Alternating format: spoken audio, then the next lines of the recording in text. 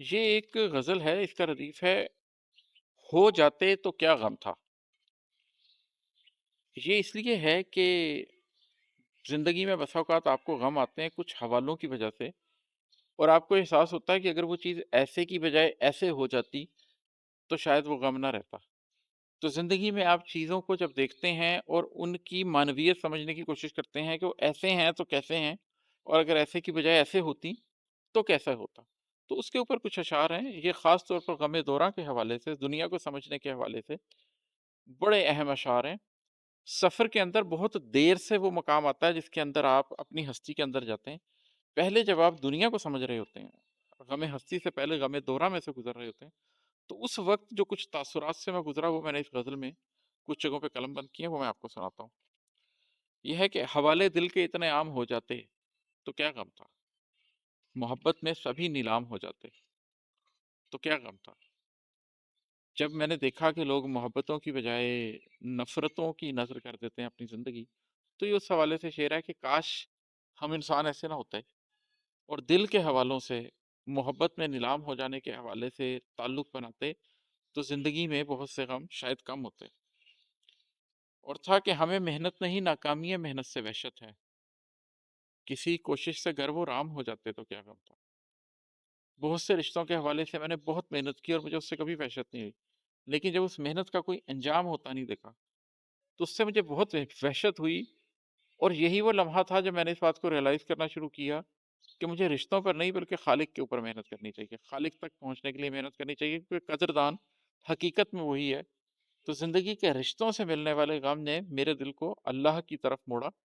آپ کے ساتھ بھی ایسا ہو سکتا ہے، اسی حوالے سے یہ شعر تھا۔ اور ہے کہ سرے بازار رسوائی ہوئی اس بات کا دکھ ہے، سرے بازار رسوائی ہوئی اس بات کا دکھ ہے، اگر ہم اہل دل گمنام ہو جاتے تو کیا غم تھا۔ گمنامی جو ہے وہ بہت بہتر ہوتی ہے رسوائی سے، سر بازار رسوائی سے۔ تو کئی دفعہ آپ کو یہ احساس ہوتا ہے کہ دنیا میں جب آپ باہر نکلتے ہیں اور دنیا کے کاموں میں کوشش کرتے ہیں تو اس کے نتیجے میں جو آپ رسوائی اٹھاتے ہیں اس سے کہیں بہتر ہے کہ آپ اپنے اندر ایک بن باس کاٹیں، علیحدہ ہو جائیں، گمنام ہو جائیں، اور اپنی ہستی کے اوپر محنت کریں۔ تو یہ بھی اس ابتدائی کیفیت کا اظہار کرتا ہے جس میں میں ابھی معاملات کو سمجھنے کی کوشش کر رہا تھا اور اس نقطے تک پہنچنے کی کوشش کر رہا تھا کہ دنیا کیا کر رہی ہے، اور اپنی ذات کے اندر جانا چاہ رہا تھا۔ وہی ساری پرانی رنجشیں تم پھر سے لے آئے، میاں کچھ نت نئے الزام ہو جاتے تو کیا غم تھا۔ ایک اور شعر جو اسی چیز کو بتاتا ہے کہ دنیا سے کیا غم مل رہے ہوتے ہیں۔ اچھا، عموماً شاعر جب غزل کہہ رہے ہوتے ہیں تو ان کی کوشش یہ ہوتی ہے کہ وہ بتائیں کہ ہر شعر کا علیحدہ علیحدہ معنی ہے، اور یہ تمام اشعار کی ایسے انٹرپریٹیشن کی جا سکتی ہے کہ یہ تمام اشعار اکائی ہی محسوس ہوں، غزل غزل ہی لگے، نظم نہ لگے، غزل کے ہر شعر کے معنی علیحدہ علیحدہ کھلیں اور میں ان کی وہ انٹرپریٹیشن کر سکتا ہوں۔ لیکن میں یہاں پر شاعر بن کے نہیں بیٹھا ہوا اور میں شعر کی انٹرپریٹیشن کروا کے واہ واہ نہیں کروانا چاہتا کہ میں ہر شعر کو ایک نیا معنی دوں، بلکہ میں نے یہ تمام اشعار زندگی کی جس منزل کی طرف جانے کے لیے لکھے، میں کیونکہ سب کچھ اس سے کنیکٹ کرتا ہوں، اس لیے میں شعر کی تشریح کرتے ہوئے بھی اس کو اس حوالے سے ہی بیان کرتا ہوں۔ میرا مقصد شعر کی تعریف، شاعر کی تعریف، یا اس شعر میں کتنی جدت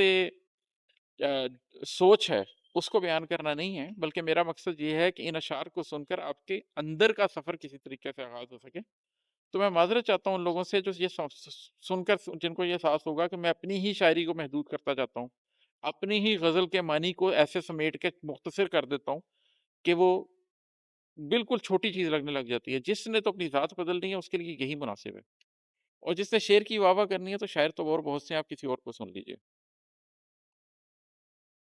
ہماری زندگی ضائع بھی ہو جاتی تو سہ لیتے، کم از کم آپ کے کچھ کام ہو جاتے تو کیا غم تھا۔ عماد اس شخص نے ایک دن ہمیں آواز تو دی تھی، اگر ہم رک کے اس کے نام ہو جاتے تو کیا غم تھا۔ لیکن اب مجھے یہ لگتا ہے کہ جب آپ رک کے کسی کا نام نہیں ہوئے اور چلتے گئے آگے، تو حقیقت تو پھر آپ کو تبھی ملی۔ آپ اپنے آپ کو پا نہیں سکتے جب تک آپ یہ سب کچھ چھوڑ نہ دیں۔ بڑی منزل کا مسافر کو چھوٹی منزل چھوڑنی پڑتی ہے، غم ہستی کا مسافر کو غم دوراں جانتے بوجھتے اگنور کرنا ہی پڑتا ہے۔